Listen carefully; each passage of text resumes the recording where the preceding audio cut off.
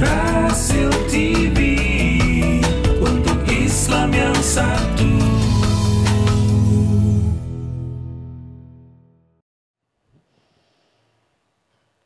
A'udzu billahi minasy syaithanir rajim.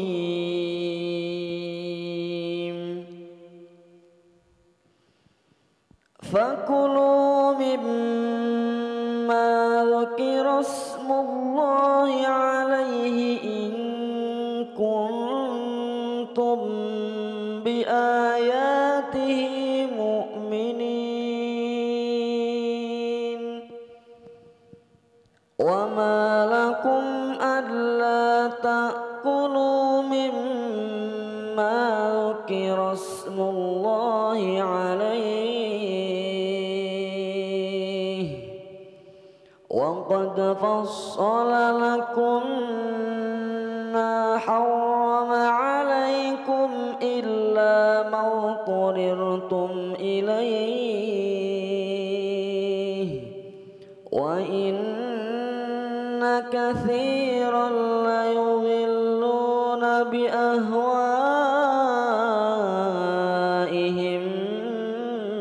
bighairi 'ilm. Inna rabbaka huwa a'lamu bil mu'tadin. Wadharu zahiral ithmi wa batinah. Innal ladzina yaksibuna al-ithma sayujzawna bima kanu yaqtarifun.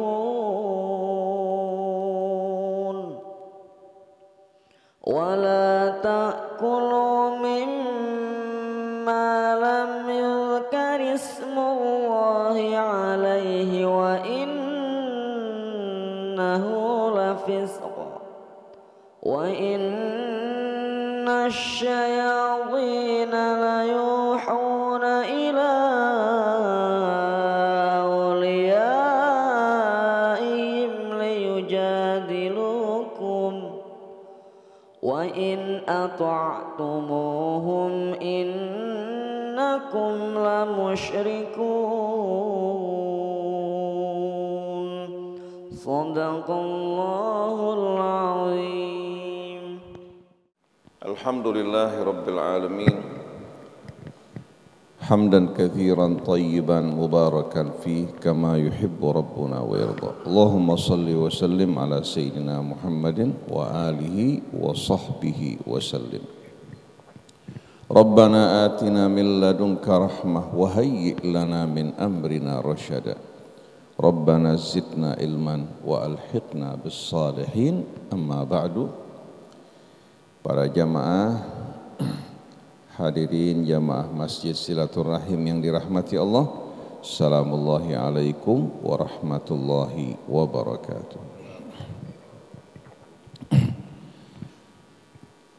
Dari ayat-ayat yang tadi kita dengar bersama-sama, yaitu ayat 118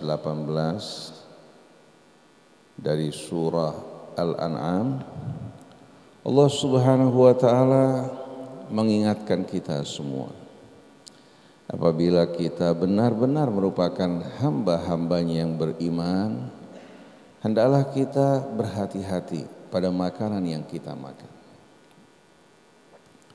Hendaknya pada setiap makanan yang kita makan, sembelihan yang kita sembelih, kita awali dengan menyebut nama Allah Subhanahu wa ta'ala.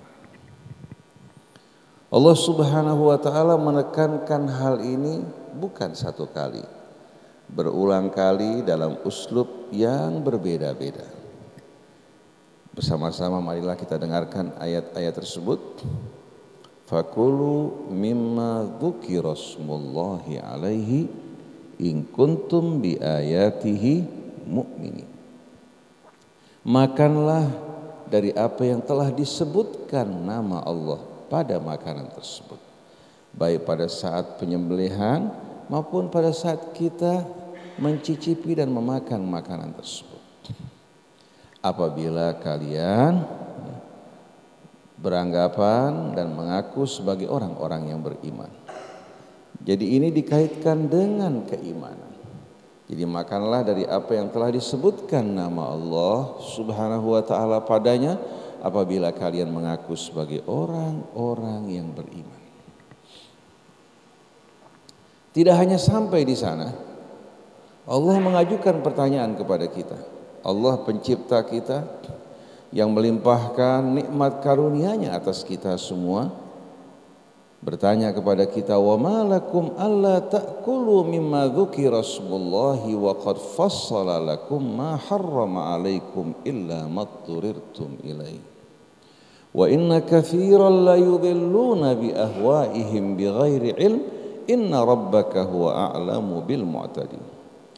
Allah bertanya kepada kita semua, apa halangan, apa yang menjadi sebab kalian untuk tidak memakan apa sebabnya atau apa penghalang kalian untuk tidak memakan dari apa-apa yang telah disebutkan nama Allah padanya.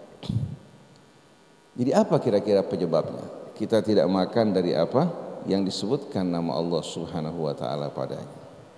Allah pencipta kita, Allah yang melimpahkan rizkinya dan karunia yang tak terhingga bagi kita semua.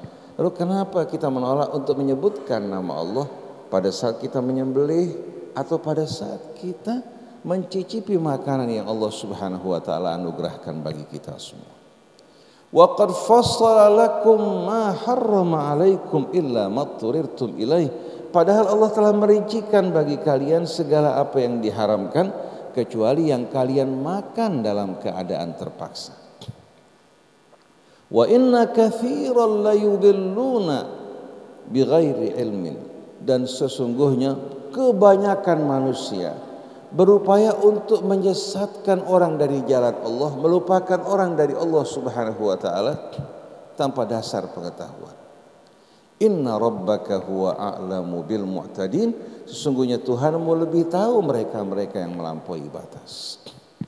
Pada saat seseorang menyembelih sesuatu tanpa menyebutkan nama Allah atau memakan sesuatu dengan melupakan Allah Subhanahu wa taala yang menganugerahkan semua itu, maka makanan yang masuk ke dalam tubuh kita terputus, hadirin sekalian, dari rahmat Allah Subhanahu wa taala dan keberkahannya.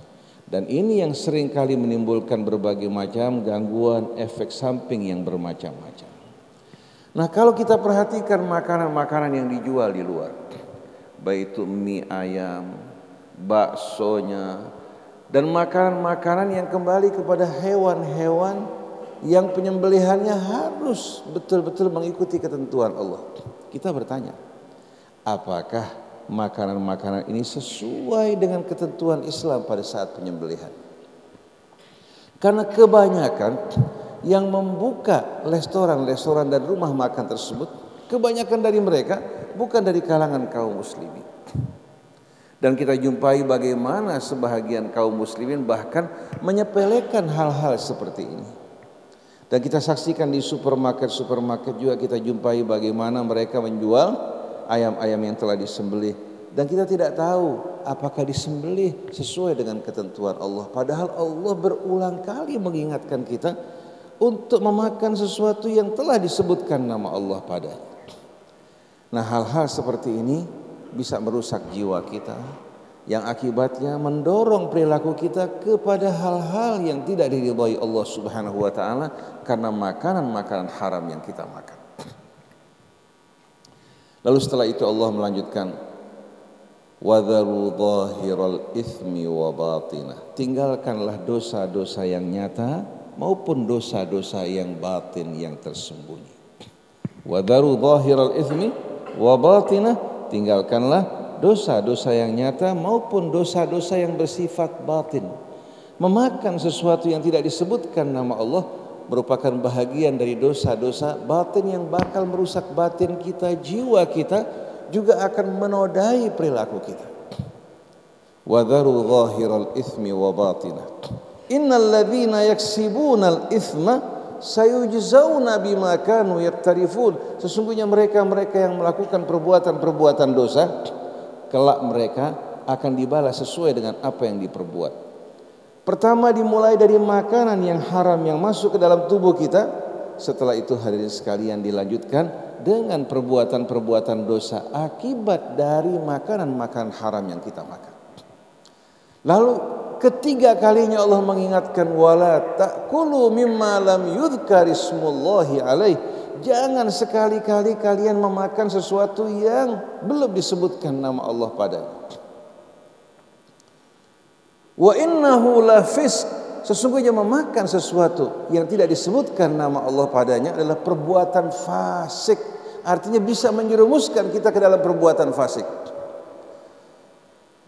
Wa inna syayatina la yuhuna ila awliyaihim liyujadilukum wa in ata'tumuhum innakum la musyrikun. Sesungguhnya syaitan baik dari kalangan jin maupun manusia, mereka mengirimkan bisikan-bisikan kepada sekutu-sekutu mereka untuk membantah dan menebat kalian.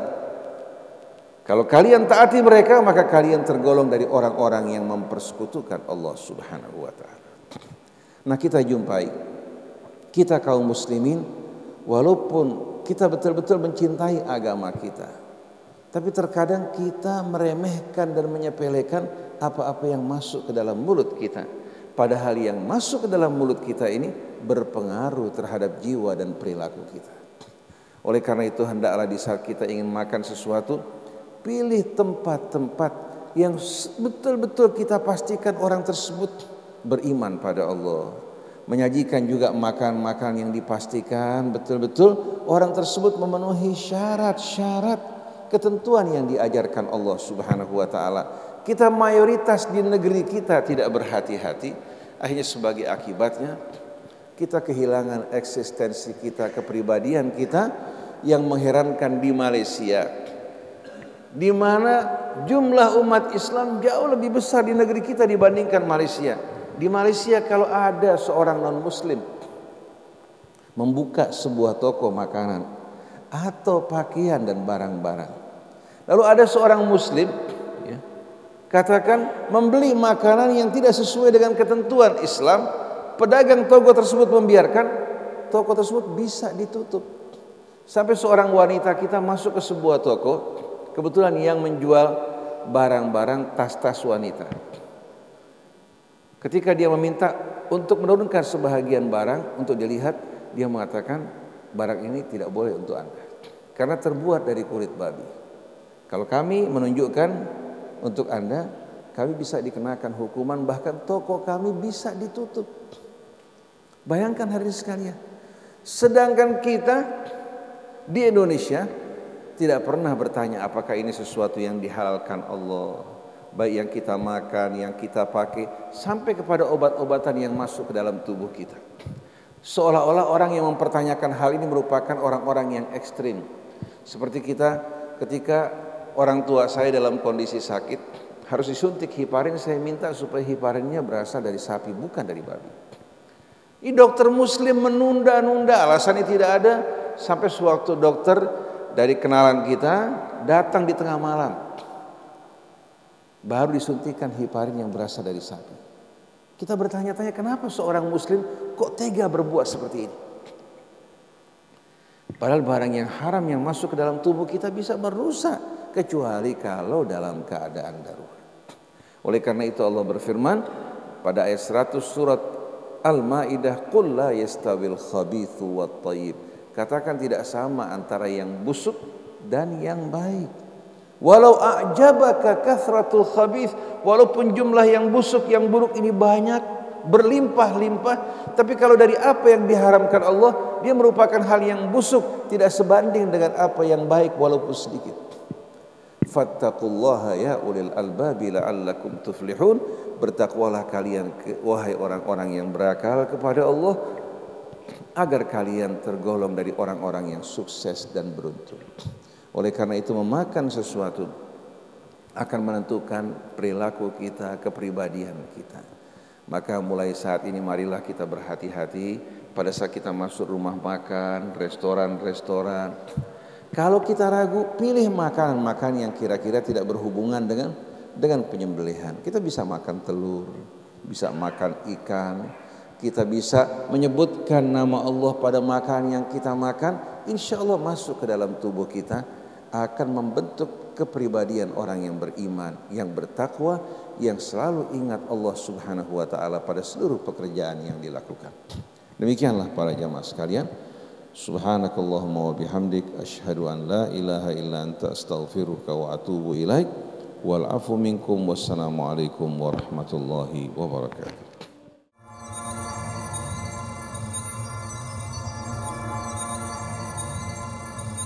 Rasil TV, untuk Islam yang satu.